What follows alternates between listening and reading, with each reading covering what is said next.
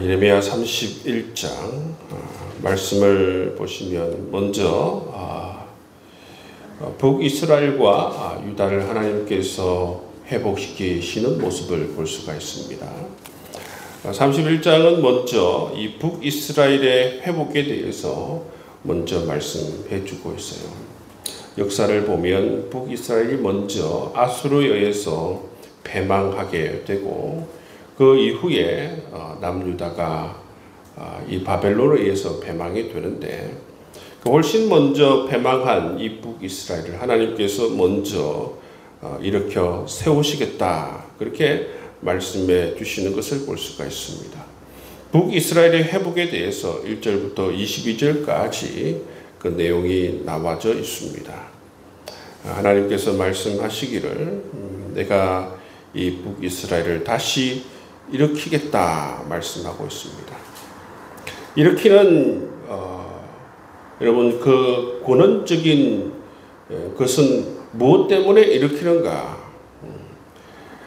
무엇 때문에 이스라엘을 회복시키는가? 여러분 이스라엘 그 내부에서 이 회복의 이유를 찾는 것이 아닙니다. 이 회복이 되는 이유가 어디 있는가? 3절 말씀을 보시면 옛적에 여호와께서 나에게 나타나사 내가 영원히 사랑으로 너를 사랑하기에 인자함으로 너를 이끌었다 말씀하고 있습니다. 그러니까 북이스라엘이 회복되는 이유는 어디 있는가? 북이스라엘이 정말 그들이 회개하고 하나님 앞으로 돌아옴으로 말미암아 회복되는 것이 아닙니다. 회복되는 이유는 바로 하나님께 있죠.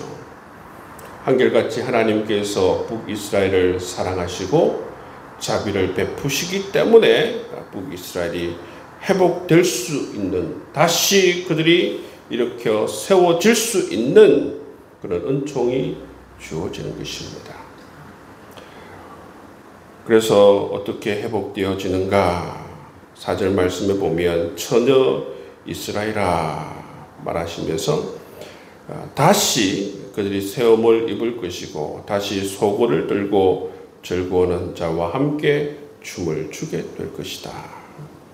5절 말씀에 보면 다시 사마리아 산들이 포도나무 열매를 맺고 그 열매를 따기 시작할 것이다.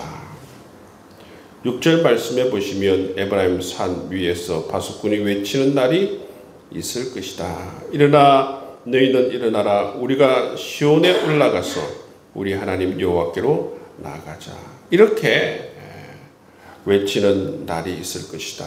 그렇게 말씀하시는 것을 볼 수가 있어요.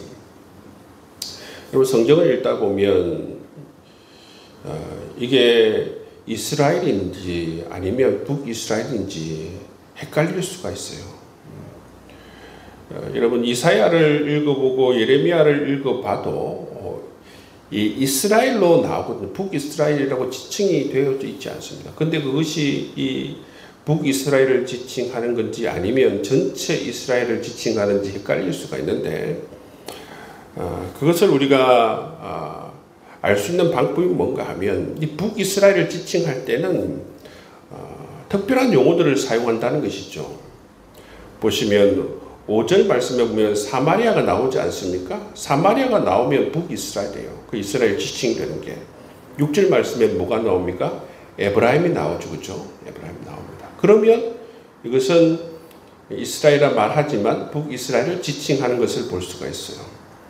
왜 그러냐면 남유다라고 얘기하지 않습니까? 남유다. 남쪽에는 유다 지파죠. 북쪽이라는 이 에브라임이 주축이 되어서 그렇게 전체적인 이 북이스라엘을 형성하는 모습을 볼 수가 있어요. 그래서 사마리아, 에브라임 이런 말이 나오면 이스라엘로 지칭되어져 있는 그것이 어디를 지칭하는가 하면 바로 북이스라엘을 지칭한다. 그렇게 생각하시면 되겠습니다. 그럼 하나님께서 북이스라엘을 다시 일으켜 세우실 것이다. 근원적인 회복의 원동력, 그 이유는 어디 있는가? 그것은 바로 한결같은 하나님의 사랑과 자비의 그 이유가 있다 말씀하시죠. 또 그리고 이 북이스라엘을 하나님께서 축복해 주시는데 어떻게 축복해 주시는가 10절 말씀에 보시면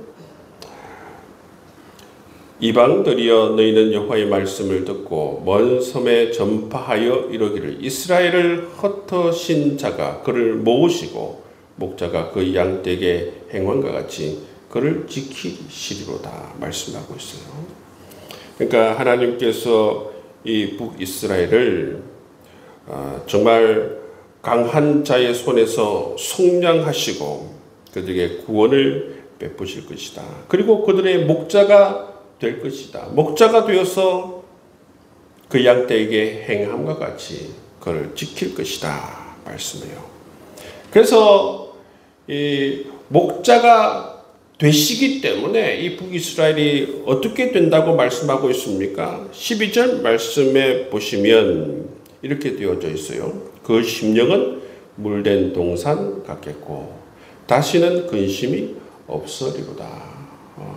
여러분 물된 동산은 아무 걱정할 필요가 없습니다.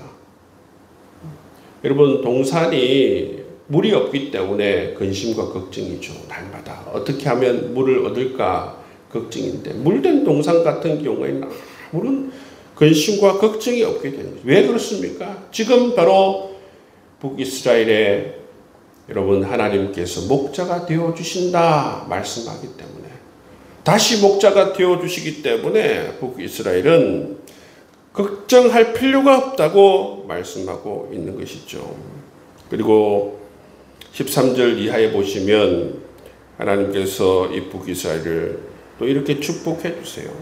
그때 처녀는 춤추며 즐거워하겠고 청년과 노인은 함께 즐거워하리니 내가 그들의 슬픔을 돌려서 즐겁게 하며 그들을 위로하여 그들의 근심으로부터 기쁨을 얻게 할 것입니다.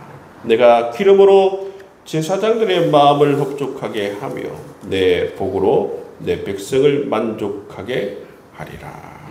하나님께서 이처럼 북이스라엘을 축복해 주셔서 그들의 모든 삶을 이렇게 변화시켜 주실 것이다 말씀해 주고 있는 것입니다. 15절 이하의 말씀을 보시면 라헬이 나옵니다. 라헬과 또 대조되어서 말씀하시는 것이 있습니다.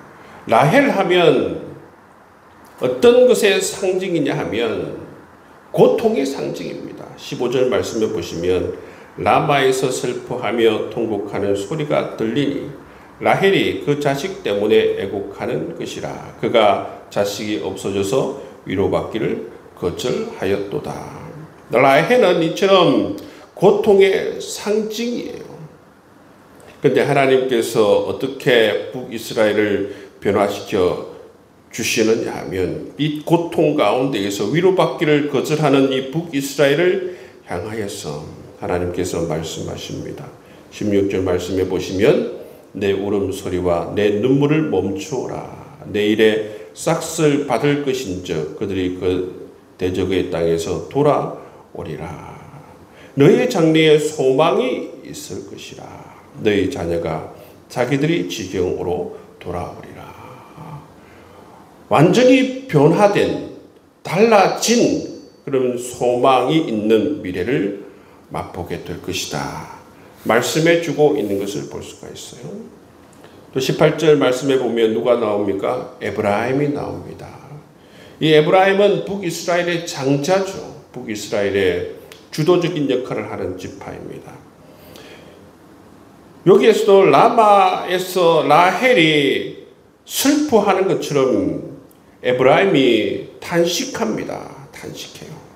그런데 그것이 변하게 될 것이라 말씀하고 있습니다. 에브라임이 왜 탄식합니까? 자기 자신의 죄악으로 말미암아 징벌을 받아서 탄식하고 있다는 거예요. 근데 20절 말씀해 보십시오. 어떻게 하나님께서 이 에브라임에 대해서 말씀하고 있습니까? 에브라임은 나의 사랑하는 아들, 기뻐하는 자식이 아니냐. 내가 그를 책망하여 말할 때마다 깊이 생각하노라. 그러므로 그를 위하여 내 창자가 들끓으니 내가 반드시 그를 불쌍히 여기리라. 여호와의 말씀이니라. 하나님께서 이처럼 북이스라엘을 징계하실 때에 그냥 막 한 게 아니다는 것입니다.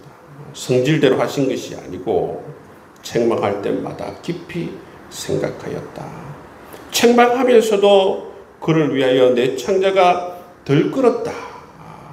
그렇게 애절하게 함께 고통을 겪었던 하나님의 말씀, 하나님의 마음을 말씀하시고, 그리고 이제는 때가 되었으므로 내가 반드시 그를 불쌍히 여기리라. 이런 말씀을 해주시는 것을 볼 수가 있어요. 그리고 21절 이하의 말씀을 보시면 이 처녀 이스라엘이라고 말하고 있죠. 그죠? 북이스라엘을 일컫는 말입니다. 온전한 귀한에 대해서 그 귀한을 독려하는 말씀이에요.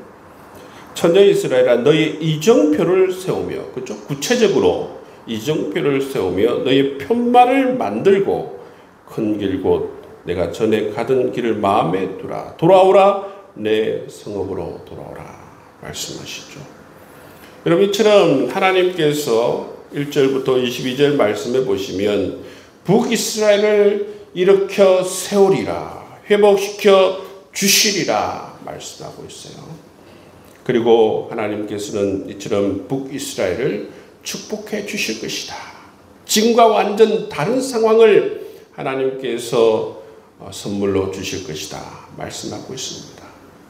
북이스라엘의 이러한 변화, 이러한 축복, 이런 은혜가 임하는 이유는 어디에 있습니까? 북이스라엘 자체에 있는 게 아니에요. 그렇죠? 하나님의 변함없는 한결같은 사랑과 자비로 말미암아 이런 은혜와 축복이 주어질 것이다 말씀하고 있습니다. 이어서 23절에서 26절 말씀에 보면 유다에 대해서 말씀하고 있습니다. 이 남유다에 대해서 말씀해 주시는 것을 볼 수가 있어요.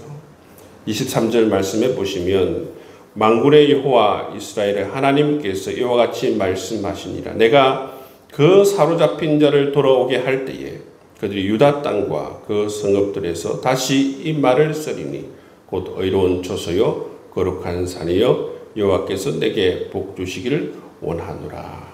여기에는 확실하게 유다에 대해서 얘기합니다. 유다와 유다 성읍에 대해서 말씀해 주시는 것을 볼 수가 있죠. 그리고 이 유다 성읍이 이 예루살렘이 확실하게 다시 그 이름의 정체성을 회복하게 될 것이다. 의로운 초소요 거룩한 산이요 여호와께서 내게 복 주시기를 원하노라 말씀해 주시는 것을 볼 수가 있어요. 그래서 이 유다와 그 모든 성읍의 농부와 양떼를 인도하는 자가 거기에 함께 살리라. 그러니까 북이스라엘도 말씀하신 것처럼 여기에도 보면 선한 목자 대신 하나님께서 그들과 함께해 주신다는 것이죠.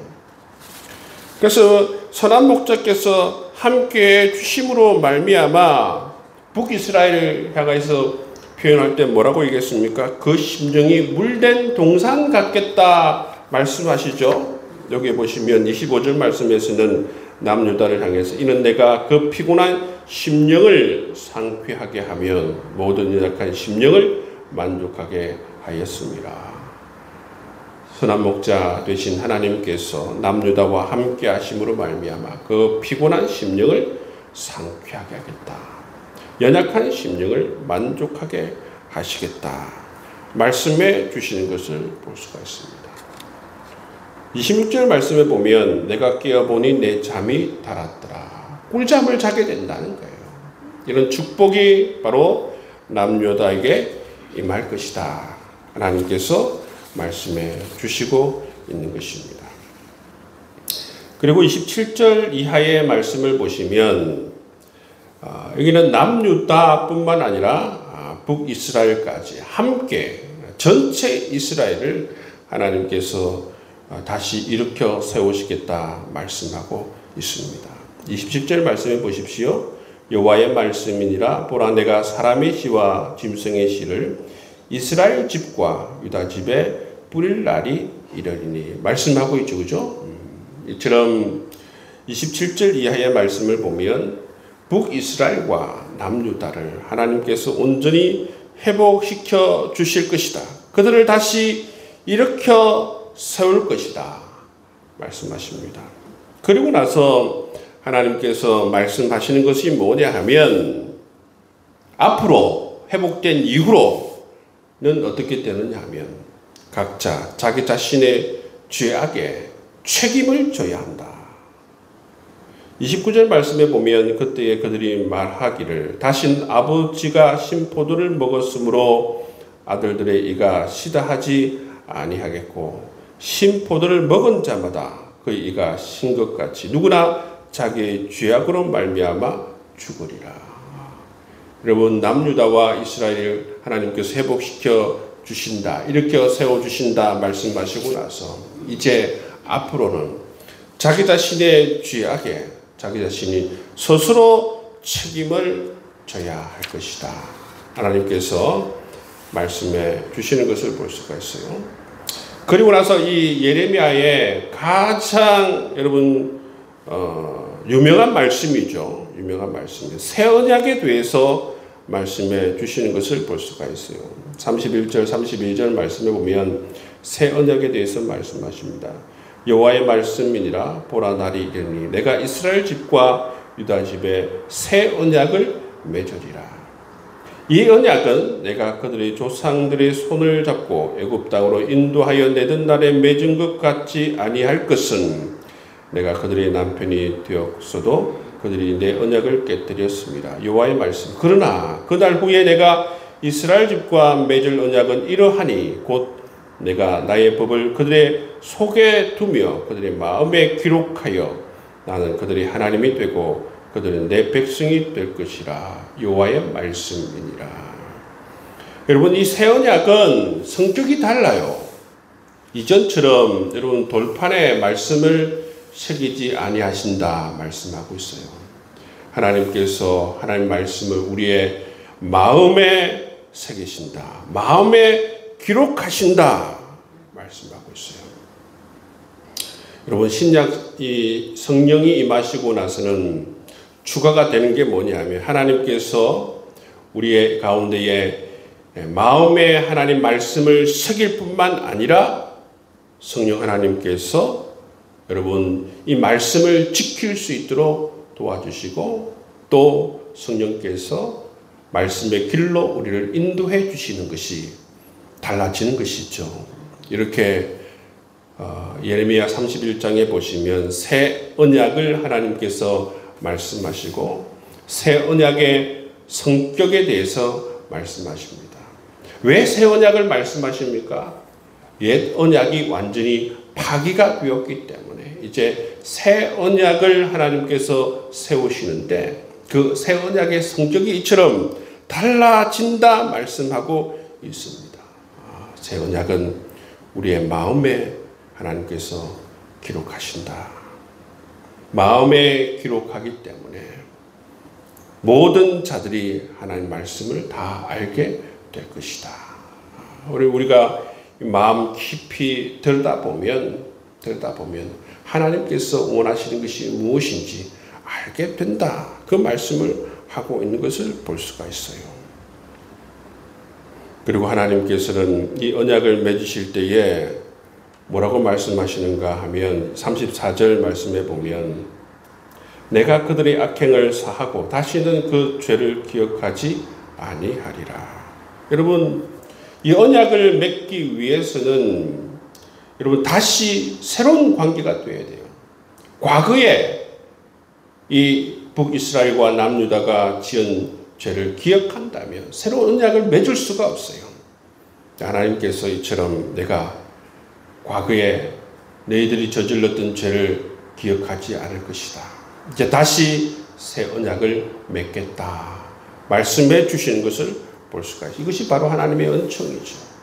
남유다와 북이스라엘이 회복될 수 있었던 것도 하나님의 사랑과 자비에 의해서 회복되었고 또 이처럼 하나님과 함께 새 언약을 맺을 수 있는 것도 하나님의 은총에 의해서 맺어지는 것을 볼 수가 있는 것이죠. 여러분 이처럼 회복될 수 있는 모든 것의 근원이 어디에 있습니까? 북이스라엘이 회복될 수 있는 이유, 남유다가 회복될 수 있는 이유가 어디에 있어요? 여러분, 그들이 변해서가 아닙니다.